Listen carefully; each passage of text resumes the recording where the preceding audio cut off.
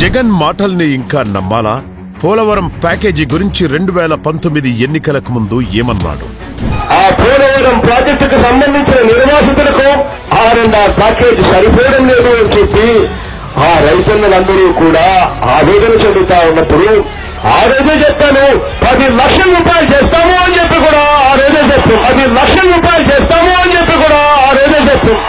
పోలవరం నిర్వాసితులకు జగన్ ఇచ్చిన ఆ హామీ ఏమైంది?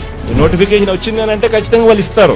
ఈకోకుండా పోయే గత్యంతరం లేదు వాళ్ళకి. ఎందుకంటే కేంద్రమే ప్రింట్ కొట్టేది వాళ్ళే. వాళ్ళ దగ్గర డబ్బులు లేకపోతే ఎవరి దగ్గర డబ్బులు ఉంటాయి. వాళ్ళు నోటిఫికేషన్ ఇస్తే ఇచ్చేస్తారు. అదేవిధంగా రాష్ట్ర ప్రజలకి తెలియపరుస్తాను అధ్యక్ష, ఏమిటంటే భూ నిర్వాసితులకు 10 లక్షలు ఇస్తామని హామీ ఇచ్చారా అన్నారు. అలాంటి హామీ ముఖ్యమంత్రి గారు ఇవ్వలేదు. విన్నారు కదా, పోలవరం నిర్వాసితులలో గిరిజనులే ఎక్కువ.